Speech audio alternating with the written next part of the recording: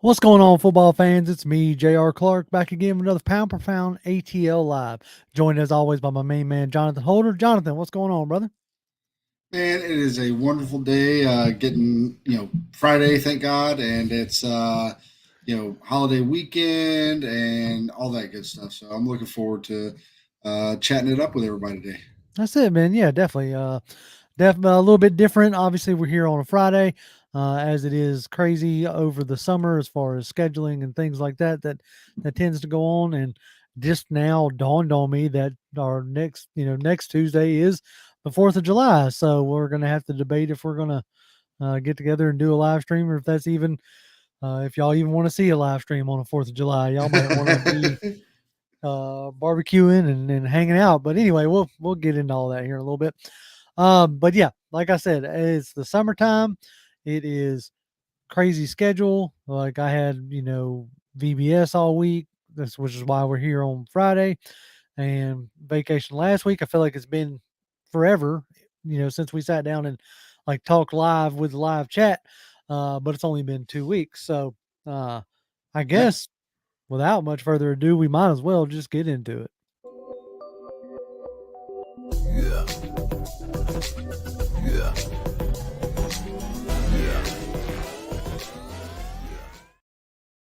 So we are back live, and as it is the dead season, the off period, nothing is necessarily going on. Generally, right now, if your team is in the news, it's not for a good reason. Yep. So I will like say, for the most part, I'm kind of glad that there isn't anything going on. As I just saw a not so great situation pop up with a running back that I was actually kind of excited about a few years back, and Hassan Haskins out of Yep. Michigan State. He now plays for the Titans. Well, at least he does for the moment. Um, Yeah. um, I don't try to make light of any kind of situation, but it popped up on Twitter that he got arrested on alleged assault charges, and we know how that tends to go down. So alleged, or like whether it turns out to be or not, um, it'll probably be, he probably won't be on the Titans anymore, as he has not made a big enough impact on the team to weather the storm. That's the big thing with uh MJ is saying he was cut. I haven't seen him being cut yet, but or maybe he was cut and I just missed it, which is fine. Whatever, I don't keep up with the Titans roster like I do the Falcons roster. I was Yep. trying to see if I could find it on Twitter again as we're sitting here. It just says second year Titan running back was booked on assault charges. So I think as of right now he's still on the team, but probably won't be for long. Yeah, they Um, might be. They might be. And something we're going to talk about a little bit later is the Isaiah Rogers. Like mhm. he got let go. Yeah, he got let go, and yeah, we're going to touch on that here in a little bit. But it's but it does like bring up the concept that that a lot of people don't necessarily talk about when it comes to pro sports players and off the field incidents. Like I've always seen it as a scale. Like how much talent do you have versus how much headache are you going to cause me? Mhm. And me in this scenario being the team, right? Like if you're supremely talented, like short of you murdering somebody, and depending on what era of football we're talking about, even that may not be enough to, get you off the team. But if you haven't made an impact on the team, in your time there, or they haven't invested enough money or draft capital in you, then your chances of weathering a storm such as assault charges or gambling stuff that we'll talk about here in a little bit, like become like that scale will tip on you real quick. Oh yeah, don't take much. It really doesn't. It really doesn't. And I've always found it to be interesting. Uh, like how much talent, what's the threshold, right? Like how much talent do you have to be able to get away with whatever you want to do? Um, so I've always found that to It, be an it interesting. it's interesting from a almost like a the calculus that you have to go through to be like, and I'm sure they don't, right? Mhm. Obviously, they don't sit there and think about it, but it's the I am a, especially a guy like an Isaiah Rogers, especially the these guys that especially on the gambling stuff. It's like why uh, you're going to potentially, if you get caught, and obviously the guy with the that got arrested for assault, he didn't really like. It wasn't like, oh man, they caught me. He straight up got arrested. Right, Uh, right, right. but like the gambling stuff, like if you get caught, potentially, your career could be, especially with what Isaiah Rogers was doing. Right. Like with his stuff. So I guess we'll go ahead and get Yeah, into it. we might as well, like, we So spending enough time, like, in this, we might as well just jump off with this particular topic. yeah, so like Thursday, the NFL announced 4 players were suspended for violating the league's gambling policy. Isaiah Rogers and Rashad Berry of the Colts, free agent Demetrius Taylor, and Nicholas Petit Frere of the Titans. Mhm. Um, so the first 3 guys, Isaiah Rogers, Rashad Berry, and Demetrius Taylor, were suspended indefinitely. Which sounds to me, if we go by what happened to Ridley and what we've seen with some of the other stuff, is you get a full year, like indefinite, at least through 1 year, if you bet on the NFL, Right. no matter where. Okay, and Yeah, and no matter, like it doesn't matter where you bet. It doesn't matter. like, how much you bet.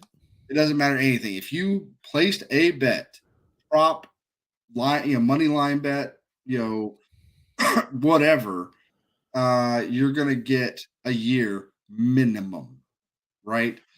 And I personally think, like, this is my own personal like opinion here. I think the only reason why Calvin Ridley was able to get reinstated was 2 reasons. One, he's a rising star. For Right.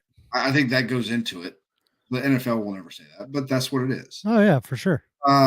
He is still a marketable person, He still has enough talent to right? overcome. And when luckily he bet on football while he technically was employed in the league, but he was also like away from the team, essentially like on injured reserve, for the I The think it's mental, something yeah, else. mental health stuff, yeah. Yeah, but he was basically away from the team.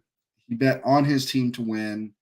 There was some iffy stuff in there, but at the end of the day, you just can't bet on football. Right. While you're playing football, you cannot bet on football. But I think the mitigating circumstances there helped him to be able to come back into the league. Now, Isaiah Rogers specifically, I don't know about the other 2 guys. I know obviously they bet on football because they are suspended for at least a full year. Right. Isaiah Rogers, if what I've heard is true, that he did a prop bet on a Colts running back, either for like how many carries they was going to get or how many yards he was going to get. And some people were like, well, so what? He bet on his team to, this and that, and the other. But at the end of the day, what's going on there is you got to look at it from the perspective of Isaiah Rogers is an active member of the Indianapolis Colts who's in the rooms. Meetings and He's in the meetings. He knows the game plan. He knows what the team wants to do. right. Okay, and he knows what the other team is going to try to do to stop him. He knows he probably has a good idea generally. I mean, obviously you're not going to know 100% until you get on the field, but generally he's going to be like, I feel pretty good about our game plan against these guys. So essentially what he's doing is insider trading. Right. And that what ends up being the issue, right? Yep. Like, when the Calvin Ridley thing first came down, like, it was, oh, why is it a big deal? He was a step away from the team. He bet on, his team to win when he wasn't in the game. So all these scenarios, like, paint, or all that particular scenario paints like an idea that, um, he's not necessarily affecting the game. Yep. But you still can't have those optics, especially in a time when you have finally, not finally, but you have like brought in these like MGMs and Caesars and all these other things as sponsors, as all this other stuff. And they are the ones that want to be able to control house money, right? House always wins is what we talk about, right? Yeah. And so essentially what you're talking about is insider trading. And if this becomes widespread enough, Mm-hmm. you're going to then erode the trust that, you know, Jimmy sitting on a couch has in placing a bet. Yep. He already knows like I have a coworker who bets a lot and loses a lot. We mess with him quite a bit. Um, but he still has that faith that okay, next time I'm going to get the bet right. Yep. But you start introducing things like players betting. That's the reason why Pete Rose is still not in the Baseball Hall of Fame. Yep. Is you can't bet on the sport you're playing Yep. because yes, it may not even be your team, but all these guys talk and all these guys like know each other well and they all run in the same circles. It's like you in your company. Like Mm-hmm. you might have some information on Tom in accounting about, him dealing with uh, having a bad relationship or Yeah. going south. And you could use that to then, if one guy knows that another dude's going through some stuff on a team, like he could bet on them to lose because he doesn't think he's going to play well. Like so, yes, we may see it as harmless, and these bets for the most part aren't like big, like numbers wise, but it's the optics. That's the part that you can't have. Um, oh yeah, Tony Wright has a good point here. He says those players suspended from the Detroit Lions, all of them will never play again except for Jameson Williams, who was the 2022 first round pick, will get reinstated. Right. It's that what we were talking about earlier is like, does your usefulness to the team outweigh what you did? Does your Yep. usefulness to the NFL outweigh what you did? And that's, definitely agree with that. Yep. Um, Well, Brian had, go ahead. sorry. Go ahead. No, Well, I was going to I read saw this. this earlier too. Okay. So Yeah, it says the only thing that can bring down the NFL is the NFL. They can't have gambling of any kind if you're a player or an employee of the team. That's the thing is that at the end of the day, first and foremost, this is a business, and we can't have. And I say we talking from the owner's perspective. We can't have our employees sabotaging our business deals. Like, no. you just can't have that I happen. mean, same. Like at the end of the day, if I get caught, like I can't use information that I get from work to make trades or to make money off of, uh, in the same way that these guys can't bet on football. Like nobody who's in technically in any business, it doesn't really matter if you're a delivery driver for Domino's all the way up to a CEO. It really doesn't matter, right? Because you absolutely, like, when you're working for a place, and this, everybody knows this, you hear about stuff that's coming down, through the Yep. grapevine, stuff that the business is working on and all this other stuff. You hear those things. You hear about upcoming rollouts for things. You hear about upcoming events, all that stuff. You can't use any of that. And if you're suspected of it, first of all, you're probably going to get fired by your company. And then the SEC is going to come after you, and then you're really going to be in trouble. I mean, Yeah. like Martha Stewart sat in jail for this. Like the only people who can escape insider trading are politicians.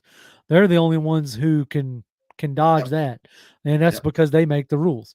So the people who make the rules tend not to have to follow them. But I see this every single time. I saw this when Calvin Ridley got popped. I saw this when the Detroit Lions stuff went down. I saw it this time when this stuff went down.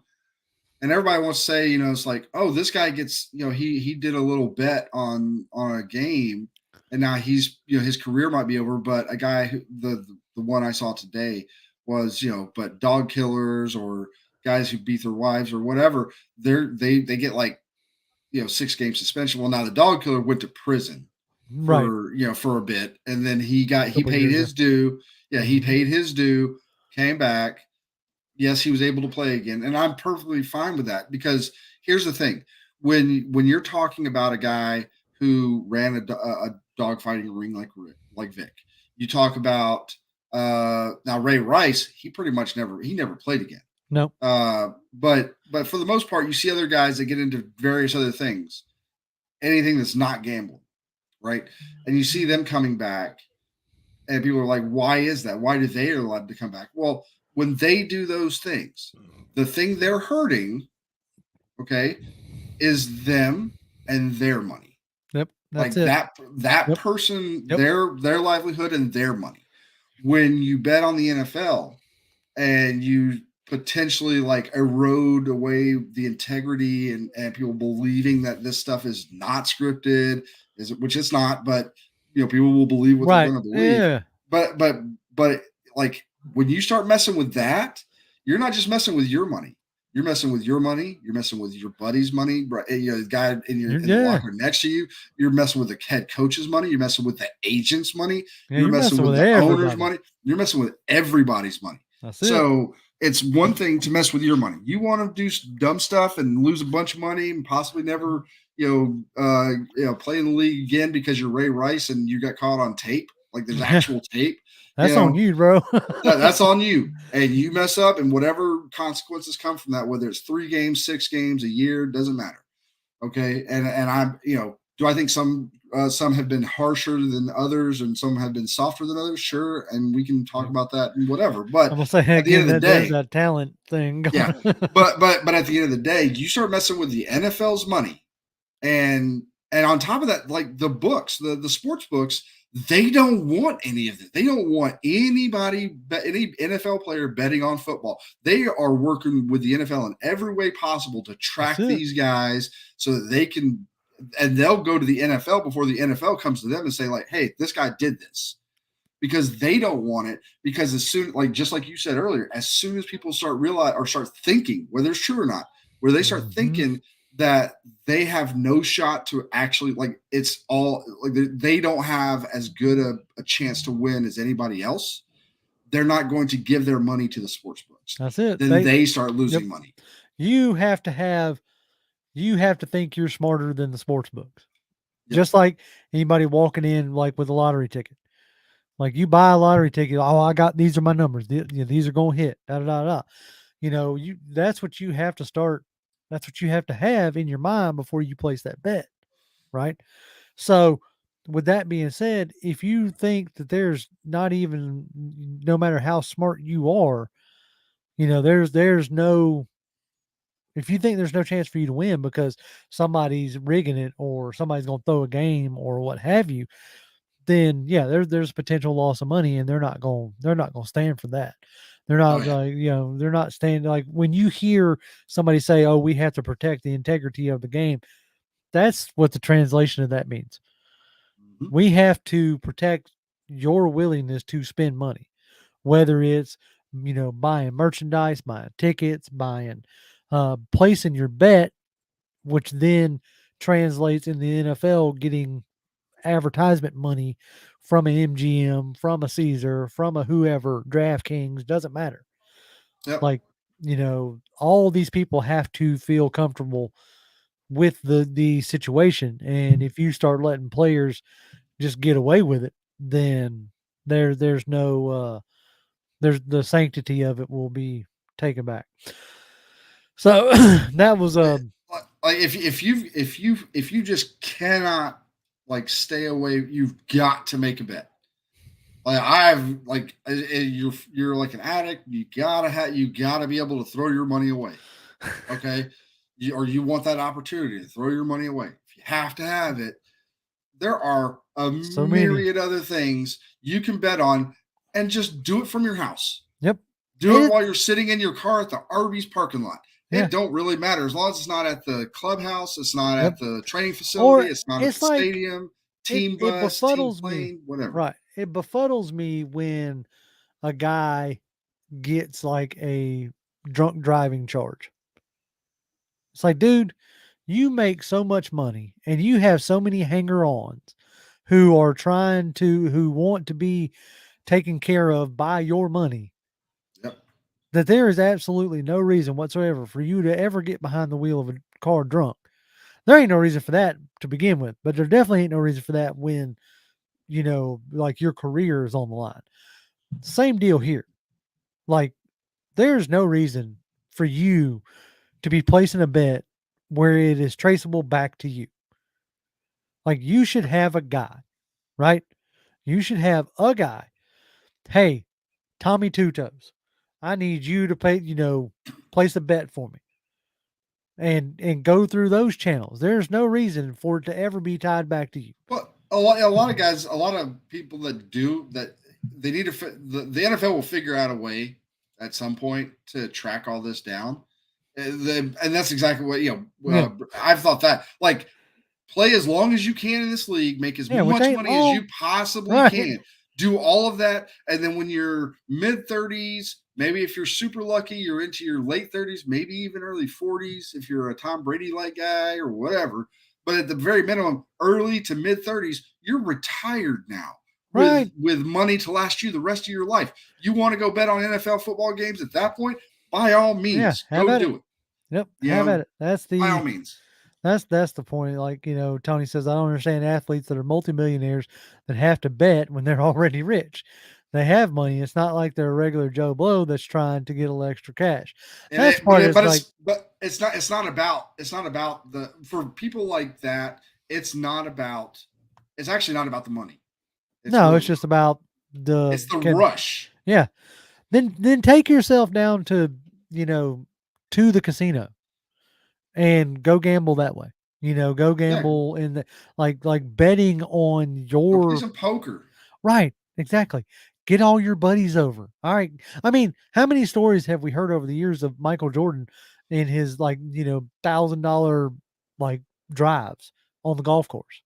Yeah. Like, if you want the rush of betting, like that, like do it in any other way that does not include you betting on. I mean, maybe it's the whole like forbidden fruit syndrome, right? Yeah. This is the one thing I can't do, so this is the one thing I want to do you Yeah. know. So who knows? But yeah, that was it was interesting to see uh the league starting to crack down on this stuff. Um and the amount of players that are getting uh popped for it. And like I said, you'll know which ones are the important ones because those are the ones that'll be allowed to come back. If you were a fringe bubble player, then special teamer or whatever, you're really taking your career in your hands by doing that. Yeah, and I agree. Like especially if you bet on the game of football, no matter where you're at while you're playing in the league, I agree with this. You need to be banned Yeah, from the game. I You mean, cannot you cannot play. And that's the only way you're going to really send a message to guys in the league. If you just say, "Hey, you're going to be gone for a a year." year. And then you could probably get back in. Like some guys might do that and just be like, "I'll take the year vacation," and still get paid and But see, or not get paid, but whatever. But yeah, still, it's gonna take. To me, it's gonna take a Pete Rose type situation. Like you're gonna have to lifetime ban a big enough player because if you lifetime ban Isaiah Rogers, like for the most part, that's not gonna send much of a message. It might, but people are still out here strangling their significant others, so they didn't learn from the Ray Rice thing. yeah. So I Well, don't. I tweeted this out earlier. I was like, there's always going to be. It doesn't matter how harsh the punishment is. Doesn't matter how much you sit there in front of them, tell them like this is for real. Okay, there is always there's always going to be a guy that thinks that he's going to be the one that will successfully piss into the wind and not get wet. Like that's you're just always going to have that kind of guy. Mhm. And but if you start handing out lifetime bans for people betting on the game of football, you start doing that, it's going to I think it will probably severely curtail it. And it's but yeah, but if you get a chance, like if the NFL ever finds out, and I'm not saying he did or anything, I hope he doesn't. But a guy like a Patrick Mahomes, a Oh guy like a man, Jalen Hurts, a guy, one of those you're kind of going guys. you're gonna find out how serious they are. Yeah, I'll tell you that. and I think if that were to happen, if they haven't done it previously, that's when you're going to get your lifetime ban, Yep. because that will send that message of like, we are not screwing around here. Yep. If we'll do it to him, we'll do Then it to anybody. anybody. That's the deal. Tony makes a good segue for us onto our next topic. Topic. Got to enunciate over here. Topic. Anyway, he says, and on the Atlanta Falcons football note, as we just spent 27 minutes talking about gambling, he says, I look for 4 second-year players and rookies to make a big jump in their game in 2023. They're definitely going to have to. Now, he lists out those players are Ritter, Robinson, Anderson, and Ebiketie and Malone. Um, all those guys are going to be counted on heavily. Obviously, Yep. Ritter and Bijan on the Also, offense. add Drake London to that. Oh yeah, exactly. Add Drake London to that. You can add a lot of those guys, and that kind of really does move into our next topic, which is upward trend. I don't know how many of y'all like follow or check out any of um, Warren Sharp stuff on Twitter. He does it says Sharp analysis. Does a lot of, oddly enough, like betting type stuff, but he analyzes like the game of football in a way that if I didn't have to go to work 9 to 5, I probably would attempt to do myself and attempt to do on just regularly. And he had some interesting takes that are going to sound really familiar because this is what I know that me and Jonathan definitely have been talking this off season, and a lot of other like Falcons content creators have been as well. And you're starting to see it finally bleed over into like the larger media at broad, at least in some aspects, because you got Mina Kimes on ESPN who has been singing some of the praises of the offseason moves and picking the Falcons to be one of the teams that didn't make the playoffs last year, that made the playoff, that should make the playoffs this year. So you're getting some love from some Mhm. national media types. Then you have some other ones that are still like, oh no, the Falcons are going to go 5-12 and be worse, which is, I mean, always possible, but I don't really see it. And this is the reason why I'm going to go ahead and share this out. Okay. This is from, like I said, Sharp football preview. All right. Okay. So it looks like a big bunch of like numbers, bunch of like gobbledygook or whatever. But some of the things that I want to point out here is in 17 games, he asks, how many games do you think the Falcons lost by more than one score? Right. This is a point that me and Jonathan have made a handful of times because we've only got blown out one time last year. And by more than one score, there was only two games last year that the Falcons lost by more than one score. In 17 games, the Falcons either won or lost by one score or less in 15 of 17 games. Only two teams were in more games than the Falcons last year. And here's the really interesting part. It's the Super Bowl champs, the Chiefs, and the 13-3 Buffalo Bills. Two of the That's it. best teams. They were the only ones that were in more games than the Falcons were last year. And I find that to be an extremely exciting stat to look at. Extremely exciting, perspective to take. Now, Sharp only has us winning 8.5 games, which whatever. I don't expect a lot of these guys to pick us to win a ton of games. But the other part that I found to be interesting, I'm not going to like keep this wall of text up here for too long because I don't want to make y'all. I want y'all to stay awake. Uh, but we had last year, obviously, everybody knows $84 million in dead cap. That was like the most in NFL history. Mhm. The Falcons had fielded the cheapest defense in the NFL last year Yep. and the third cheapest offense. And with that being said, they were still in that many games. So anybody who like wants to like crap on the coaching staff, I tend to take issue with, because you're handing the coaching staff what amounts to like leftovers from a gas station and asking them to make you a 7 course, uh, 5-star culinary meal. And that's just about impossible. But what they ended up doing was being an extremely competitive football team. And Yep. that to me is exciting and should have Falcons fans excited as well.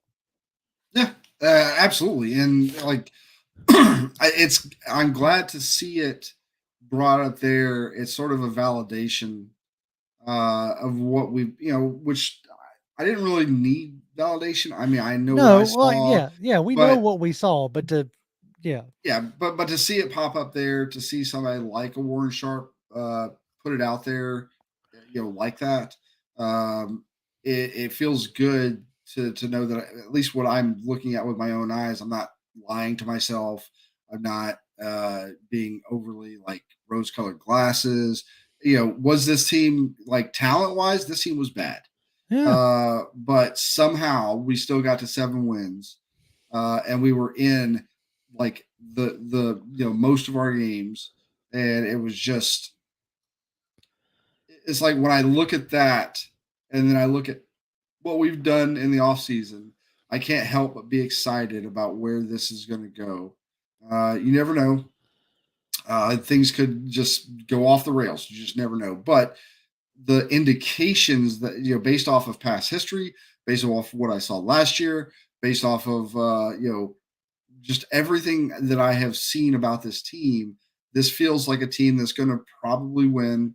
I think is looking at 10 wins. At, 9 as the floor, but I think 10 wins is where I think we're probably going to right. Brian brings up a good point here. He says we established an identity so that 2022 was very important for that. be. I think Absolutely. what you get, like, okay, and y'all have heard me kind of talk like this before, but it's something I can't like necessarily let go in my mind, is you take what we look like in 21, then you see the vast difference of what we look like in 22. Okay. And I feel like in 23, you're gonna get a kind of a amalgamation of both.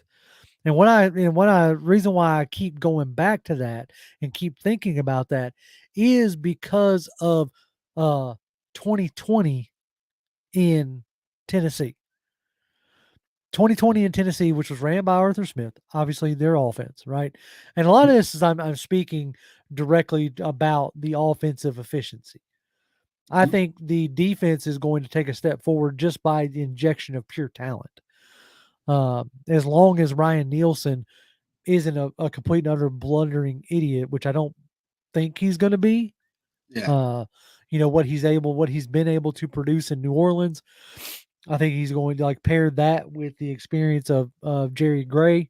I think is going to produce a competent offense or a competent defense. So my mind tends to then focus on the offense, and like what Arthur Smith was able to produce in 2021, no 2020 up in Tennessee has me really excited.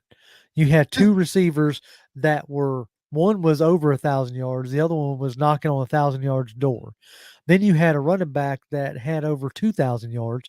You had two uh, tight ends that were both knocking down 500 yards door with multiple touchdowns. It was a very balanced offense that you could easily see how that translates into what you're going to have on the field come 2023. Kyle Pitts, Drake London, that's your AJ Brown and Corey Davis. Okay. Forget the fact that Kyle Pitts is labeled as a tight end. That doesn't matter. Right. Yeah. So now your combination of Bijan Robinson and Tyler Algier, that's your Derrick Henry. That's actually a better version of Derrick Henry because Bijan can catch. where Derrick Henry, that wasn't necessarily his strong suit, right? Then you take uh the targets and touchdowns that were given to Janu Smith and Anthony Ferkser, and you split them up between, Janu Smith again and like guys like Mac Hollins, Scotty Miller, and whoever else like steps up. So I really feel like this offense is going to look different in the amount of efficiency and how the ball is distributed, maybe, than it even did in 2022. But I think what you're going to see in 23 is going to get you closer to what Arthur Smith had in 2020. Yeah, yeah. It's I guess the thing because it's when we look at the defense, we see the extra talent, but again, we don't know precisely what Nielsen's going to give us. So it's kind of hard to be like, I'm excited to see, but it's kind of hard to really project that out. But looking, like you said, looking at Arthur Smith, we know what he did in Tennessee. We've seen the evolution of this offense since he's come to Atlanta. We see him putting together a team more closely like what he wants it to be. And now you start stacking talent on the offense in the playmaker area. You got your last 3 years number one pick, the top pick that we had in the draft, offensive weapons: Kyle Pitts, Drake London, Bijan Robinson. And then you add that with an offensive line that nobody had any expectations going into last year. There wasn't the expectation that there were going to be any there may have been some people hoping, and if they were being completely honest with themselves, they were not expecting anything special to come out of that offensive line. But we saw especially as that season went along, we saw that line play better. Right. Yep. And I think Brian said it, like we found our identity, and the culture that we are, that we're building goes hand in hand with that identity. And I think that if we can continue that evolution, it's just going to bode nothing but well for us. Right. So, Brian was asking, do you know who we took with the pick in the first part of the Ridley trade? I had to do some double checking while you were talking there because I didn't want to make sure I said it wrong. And who said it?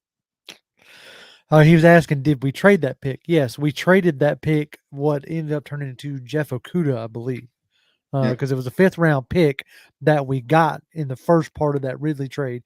The bigger part is going to come in 2024. If he hits certain milestones, get re-signed by the Jaguars, it could go all the way up to a 2nd round pick. But I believe we took that 5th round pick and traded it for Jeff Okudah, if I'm not mistaken. Yep. So I could do some more.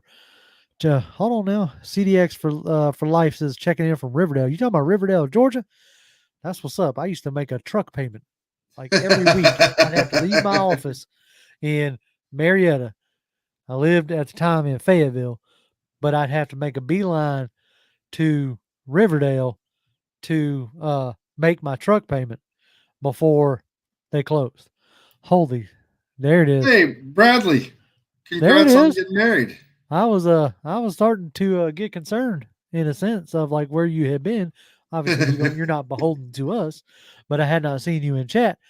So I am glad to hear that. Getting married is a very good thing. Here, just for the newlyweds. There it is. Yeah. That's what I'm talking about. I think this year, oh man, I don't want to say it and get it wrong because she might be listening. But I believe it's 14 years being married. And something like that. Somebody do quick math for me. 2009 when we got married. 2009. Yeah, that's for what month was it? November 2009. Oh, yeah. So yeah, me and you got the same month. Right.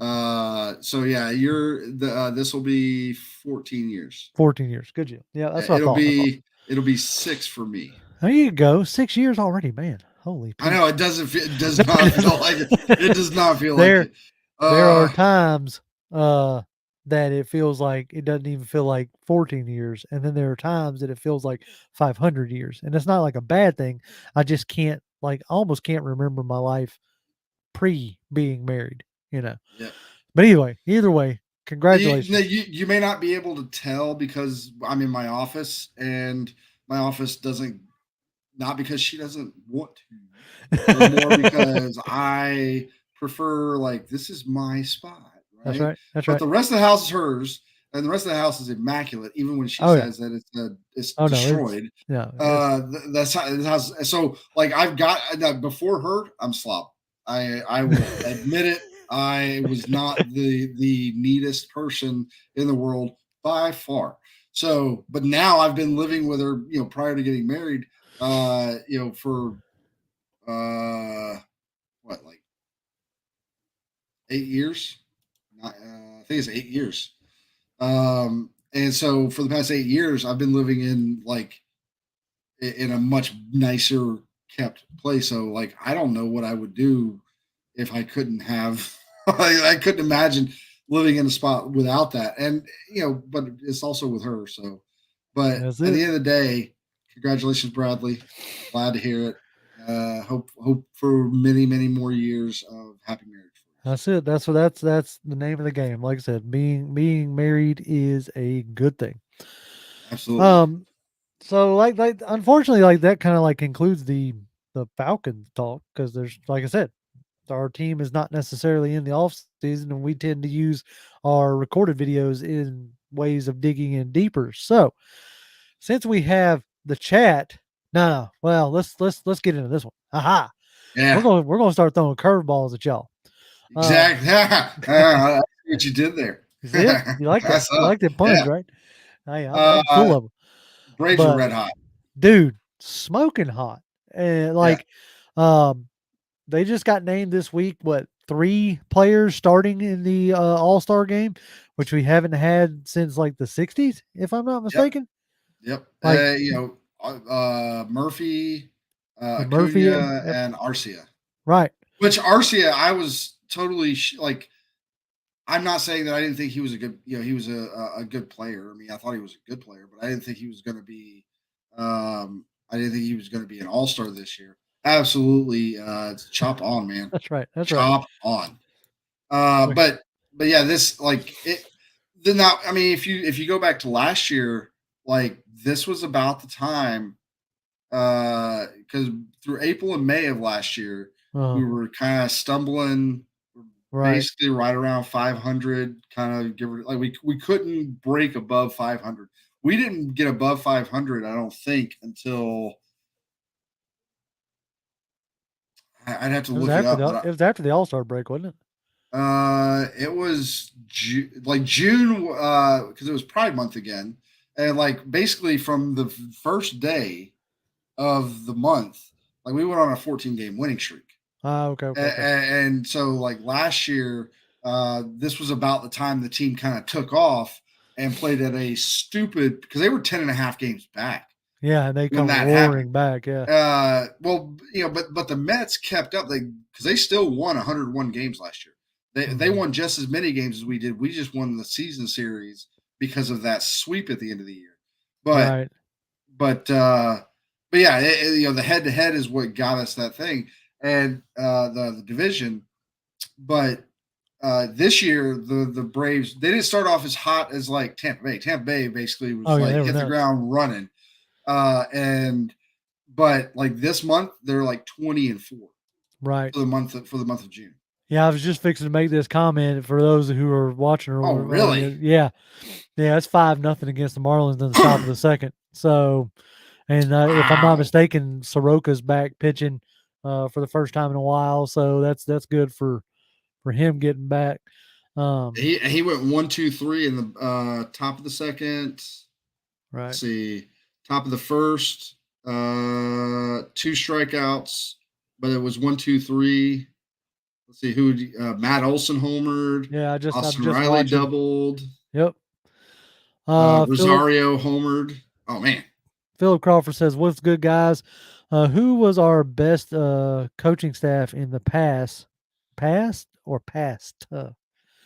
And how would you compare them? Okay, it's got to be past. Then the rest of the context of the sentence puts that in past. And I'm how would assuming you we're compare talking them? Falcons. Yeah, we're going. Yeah, which is fine. Yeah, We'll that's take fine. Falcons. Yeah, that ain't no big deal. Um, all right, so I have a very truncated. Jonathan, you might give a different opinion because I didn't come in until the Mike Smith era started. So technically speaking, if you're just going by success, Hmm. then like overall success, Mike Smith has been the best coach that the Falcons have had. Now, towards the end of his tenure, I don't know if it was him or if it was Dimitrov or what have you, but it really got to looking like they didn't have much of a plan as far as building a roster. Yeah. When you were bringing in guys like, was it Tyson Jackson and Paul Soliai, and you know, just you never really could develop a pass rush outside of free agent signing of John Abraham. So, like development wise, Mike Smith wasn't all that great I mean, as I far think as I think sustained success. Mike Smith and the coaching staffs he had have probably been the best for this team on a sustained level, right? right, I think to this day, I will probably, and hopefully Arthur Smith goes past this, but to this day, I'm going to say uh, Dan Reeves has been probably the best just coach. right. He's probably Uh, been like the most like respected coach that I think we've had. Has been Dan Reeves. Uh, yeah, I remember, I just remember watching that team go from the basically laughing stock we were in the early '90s to what we be to going to the Super Bowl in '98. right, Um, unfortunately, the year after Jamal Anderson blows out his knee, and then I think he came back the next year and blew out his other knee. It was just it bad, was just bad. it was bad. But yeah, Friedman, I will agree with you. '98, incredible. Because the thing that made it incredible for me. This is just nobody else is going to get this feeling. My stepdad and my mom were big time 49er Joe Montana fans. Specific or they at the very least they're like that's my the guy the quarterback that I look at and say this is the best quarterback I've ever seen. Right, right, You right. know, So that'd be their and Mahomes in a sense. yes, and just I remember how many times the 49ers would come in and just beat the pants off us. I mean, wasn't we were just like not even a speed bump to them for quite a few years. Like seriously, it was bad. It was like it was Brady and the Jets. Oh, okay. All right. Except every now and then the Jets would come up and punch Brady in the mouth. We never really did. No, we ain't Uh, wasn't punching nobody, huh? no, no, we weren't. But like you had those years leading up to it, and then you had the changeover to Steve Young, and they were still good. And then I think we get to the '98 season, and I remember feeling like I had watched the '97 season. We struggled mightily early on in that season. I think we went like 1-7, or no, 2-6 in the first half of the season. Second half of the season, we went 6-2. Looked like a totally different team. Looked way better, and yeah, and Freeman says he had a heart attack that the '98 season, and they rallied around him. But the '97 season, they end that season on a super high note. They played really really well, and then that was one of the first times I can remember like actively following the off season stuff. Right. I didn't know as much then, so maybe a lot of that stuff What I would they saw. what they do? I Like felt cool. bring that stuff to you like airmail, or was it like a stone tablet It, delivery? it, Like it, I'm not it was smoke signals, man. Smoke smoke. signals. Gotcha, Yeah. gotcha. Uh, but I had to learn how to interpret the smoke rings and like Understood. okay, Yeah, yeah, you had to figure out which, like, this is an oblong shape. That means yeah. sounded like But an old man over there. But that's I remember the very first game of the season. It was the 49ers. Um, and I remember because I think that was still when we were in the NFC West. I think yeah. not 100% sure. Hey, I can mess with him, man. Absolutely, because I he knows for sure that if I get a chance, I'm messing with him. Yeah, of course. Gonna get my Absolutely, shots in where I can. get him, man. But yep, there we go. Yeah. Garrison Hurst, he broke his ankle the second play of the game, we ended up winning that game, and I think we came out and won maybe our first two games or whatever. But I just remember the Falcons win against the 49ers. That had, as far as I can remember, I didn't remember personally at that time us ever beating him. So I was like super stoked about it. And then so I went to my stepdad, and after that game, and pretty much after every game, especially the wins, I would go up to him and be like, "How about the Falcons?" You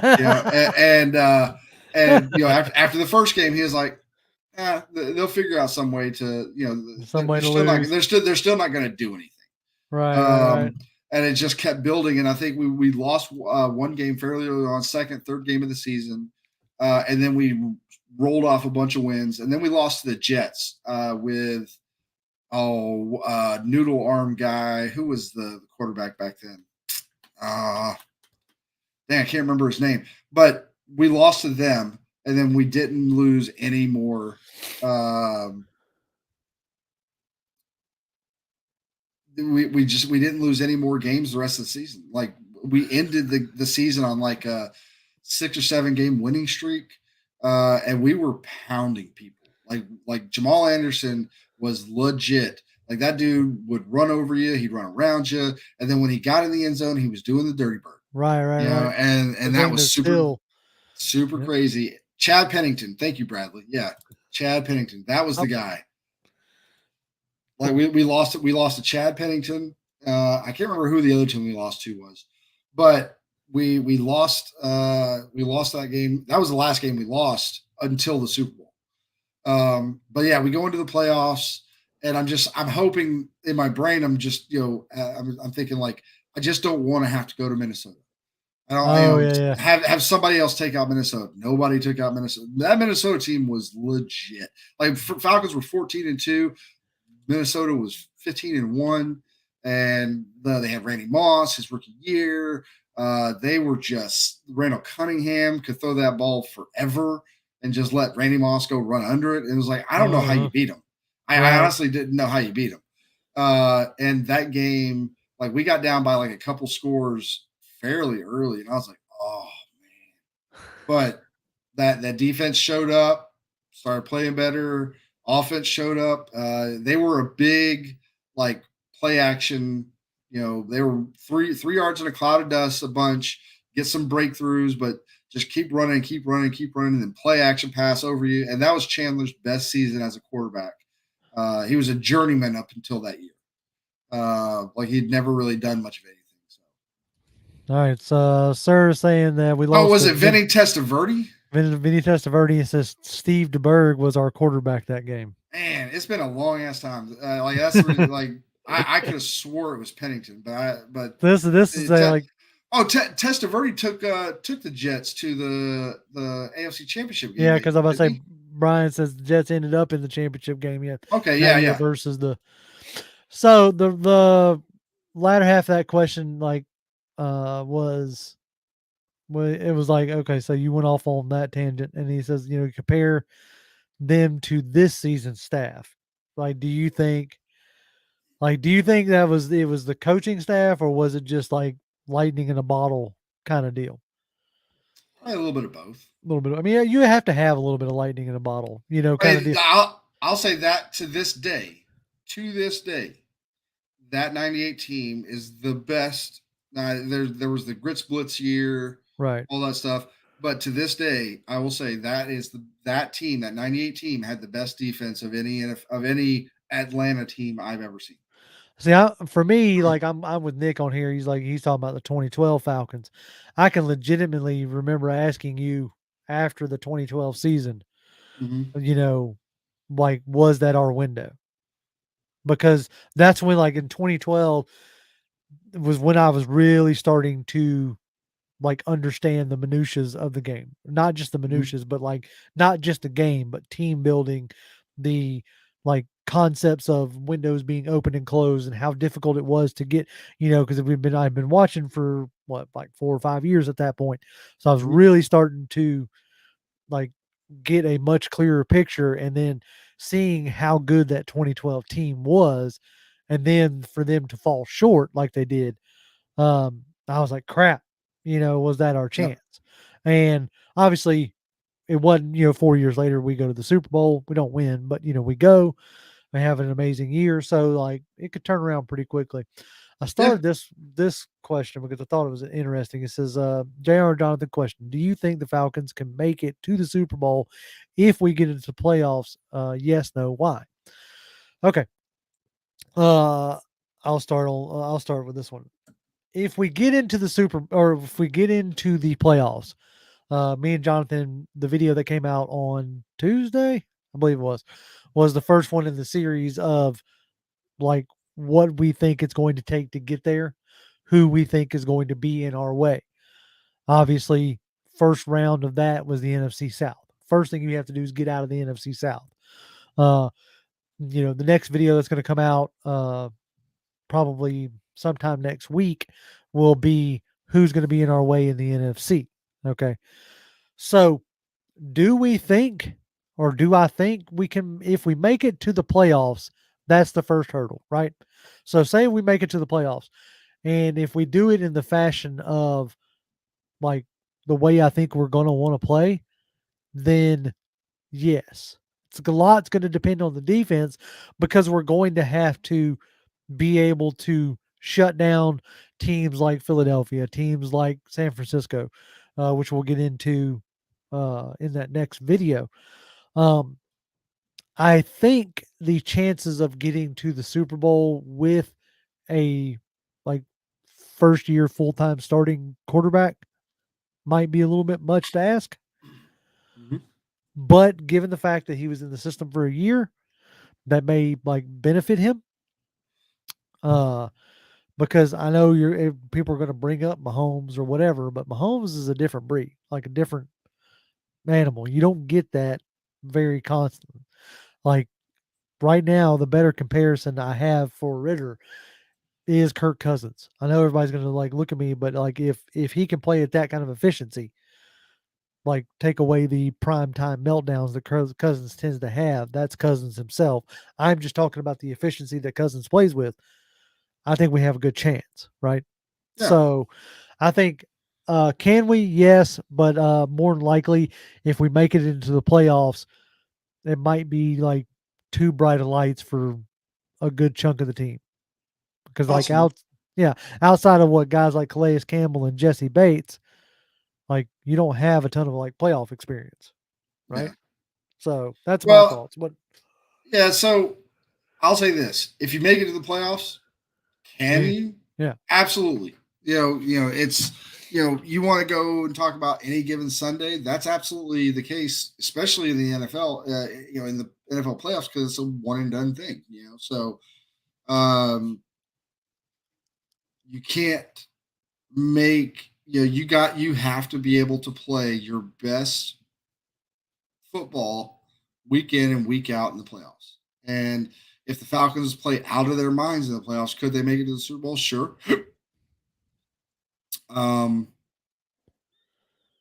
and I think if they do, I think it's because the exact what we talked about earlier. Yes, the Calais Campbells, the Onyemadas, even the Caden Ellis. Those guys we're kind of know what to expect from those guys, right? Because they've been able to reproduce it year in and year out. Right. The guys we don't know of, Ebiketis, the Malones, the Drake London, although we have a pretty good idea. We short of anything disastrous happening, we think he's pretty, like he's going to be pretty good. All right. Now Pitts is coming back from injury. You got Bijan Robinson. You got Jonnu Smith, who while he was in Tennessee did great. Went to New England, kind of floundered. What is he going to do? Right. Mac Hollins, is he? If those guys can keep progressing and not either stay stagnant or regress, if they keep going further, and then obviously Ritter, Ritter is the guy. Like if he stinks up the place, then that's going to really be a detriment to you. Yep. If nothing else, if all he does is manage the game, not necessarily lose it for you, but maybe he doesn't always make the game winning plays and stuff like that. But if he can put your guys in position so they can make plays, the Drake Londons, the Kyle Pitts, the Bijan Robinsons, if they can do those things and get it into their hands to let them make plays, exactly what he was just saying. Yeah. Right. Absolutely. Like, anything could happen. And if that offensive line plays as well or better than it did last year, I think we got a really good shot. Yep. I think. I think if Ritter keeps taking a step forward, we have a real good chance of winning the NFC South, and then getting into the playoffs. Opens it up for what have you. Both years that the Giants won the Super Bowl, um, they weren't a very good team, and they got into the playoffs and rattled off. Same thing with Joe Flacco and the Ravens when they won. Um, they had like changed offensive coordinators, and in the middle of the season, generally that doesn't like bode well. And they were Mhm. able to catch lightning in the bottle. Same deal with Philadelphia with Nick Foles. So, can it happen? Yes, obviously. I think more realistically, I think it's like what Bradley's saying here. I really think we have a floor of 9 wins and a ceiling of 13. Mhm. Right. I think we're in that. I think that I really feel like this year is going to be Smith's first winning season. Um, Yep. and I really do feel like we have a real good chance of taking the NFC South. And if you get into the playoffs, then not all bets are off, but who knows what could happen, Yeah. especially if you get some favorable matchups. Now, keep in mind, like Nick likes to say it a lot, there's no such thing as a easy or hard schedule, but on paper, we do have one of the more easier schedules. So, that could play quite a bit into it. Hey, Jaden. He says, Hey, "What's up, JD. y'all? Found time to make it live. Awesome. I am very glad that you are here." Absolutely. Um, Well, I'll say this. yep, The my expectations for this team are at minimum. I want to. I want to like actively compete and be in a position to win the division. yep, Okay. Barring that, if we can get in via wild card, great. Don't really care how we make it in. Would I love to win the division? Absolutely. yep, But I just want this team to be competitive in the division race. Um, because if you're competitive in division, unless the division is something crazy like the NFC West has been a couple times where like under 500 can win you the division, then you're going to have to play more over 500 ball to get close to the division win, right? right. So in that case, I just wanted to be able to do that. If we make it to the playoffs, anything past that is gravy to me. Like for this season, because I think you need to have that success for more and more people to be able to buy in and Yep. continue to buy in to whatever it is you're trying to build culture wise. And Bradley says, one playoff win would be a massive step, and the fan base will fill the seats again if we could just string together 3 or 4 wins at a time. Nobody wants to watch their team lose for hundreds of dollars. And that's the thing is it's consistency. And it's I've something I have said for years. I just want my team to be in the mix on a regular basis. Yeah. And what I mean by that is be in contention for the playoffs, be in Yep. contention for winning the division, be in contention, throughout the season. Because, like you just said, if you are in contention, that means you're playing good ball. Yep. If you become, yeah, Brian says Brian's our MVP chat of the MVP, like MVP of the chat today. He says, just be relevant. That's the thing, is if you are in contention, that means you're playing good football. That means we're winning as much as we're losing. It's that kind of thing. Is I that's what I want, and that's all I'm really asking for.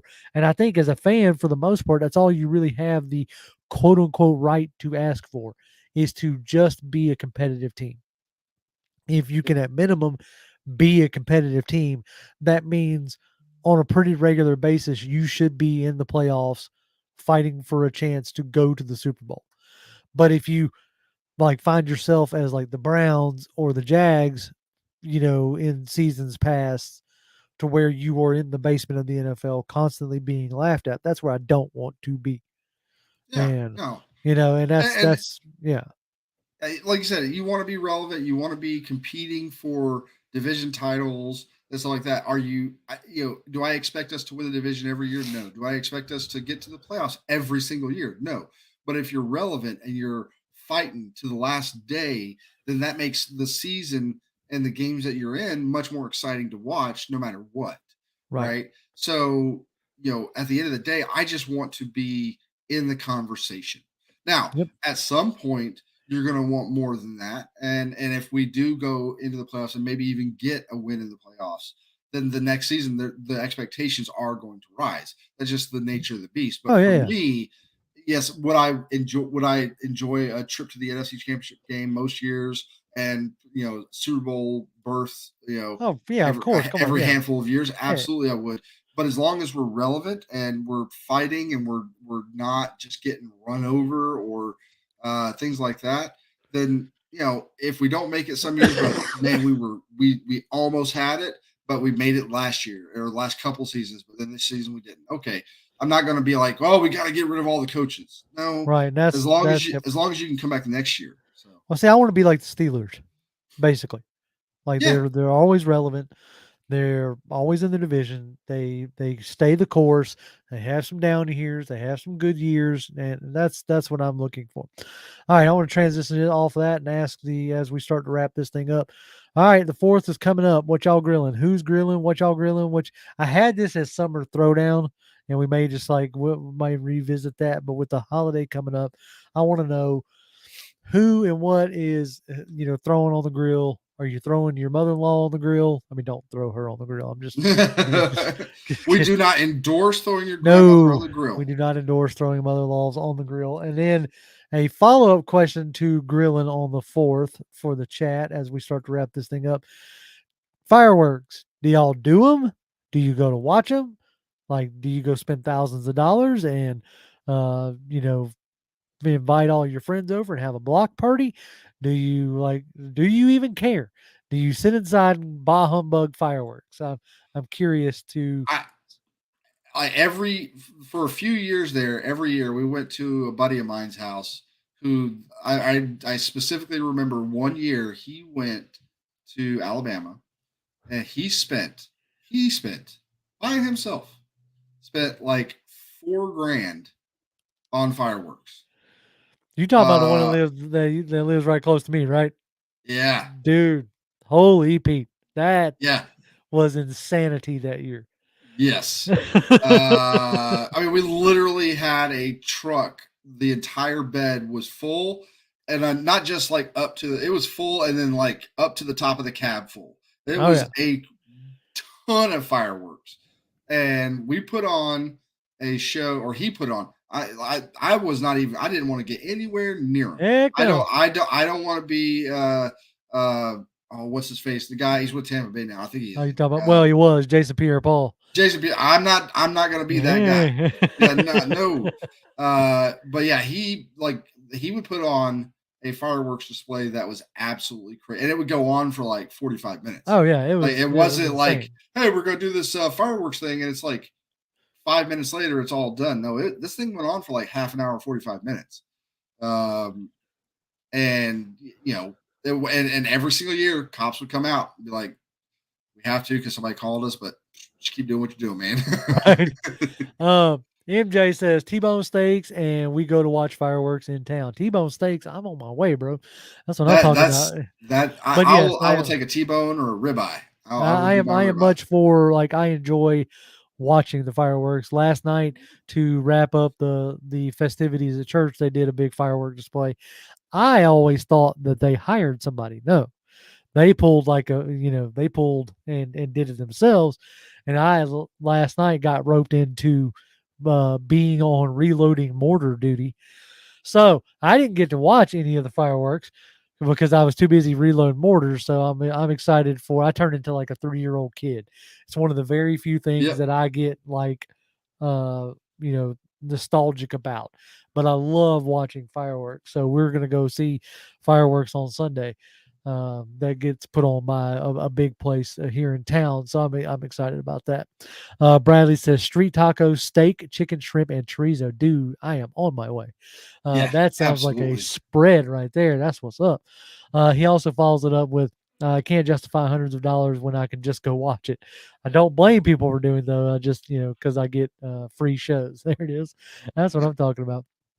I'm with you on that. I can't justify the money, but I definitely enjoy watching it. Burgers and dogs, man. You could put. I could do that.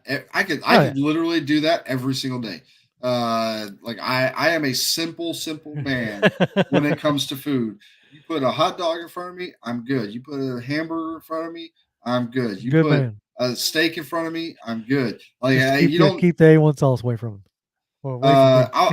I'll put it on the side. I might dip it in there There you go. occasionally. I'm messing with you. Now, yeah, like a good burger and dog is not there is nothing wrong with that.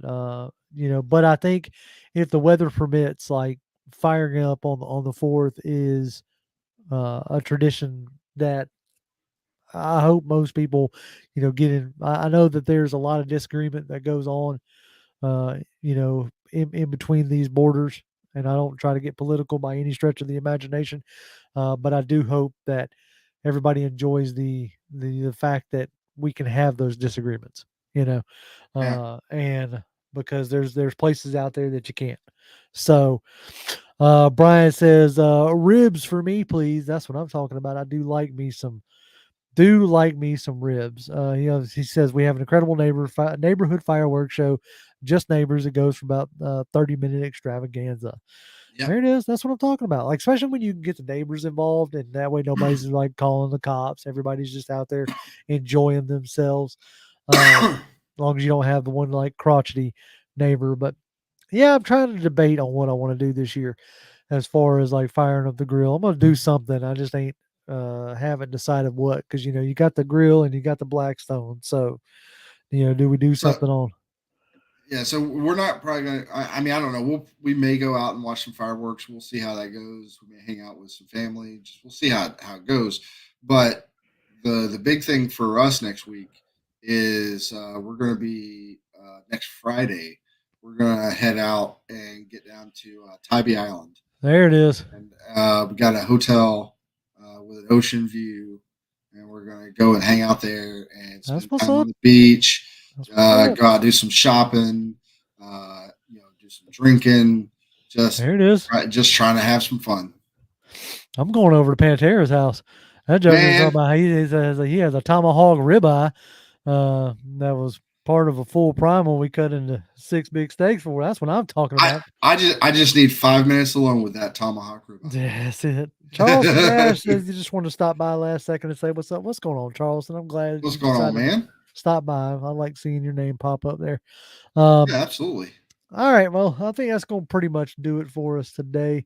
Let's get the outro banner going because gotta do the things right. You know what I'm saying? Yeah, come on. Uh, we hope that y'all do have a great weekend. Whatever y'all decide to do. Yeah, Hopefully y'all have an amazing holiday. Hopefully you're off. Um, and if you're not off, hopefully you'll get off in time to go enjoy some festivities. yeah, So we appreciate all y'all who are in chat. hanging out with us and enjoying this Friday evening. We thank you for all y'all's support and all y'all's love. As always, y'all can follow me on Twitter. I'm at Grim1128, GRIMM1128. Jonathan? At Jonathan M. Holder, come by, say hi. That's it. Keep your eye on the channel as we'll have the second part of our 3-part series as we, as the USS ATL takes its voyage, figuring out what asteroid belts and whatnot we need to dodge to get to the end goal of the Super Bowl. And as always, Falcons fans, rise up. Rise up.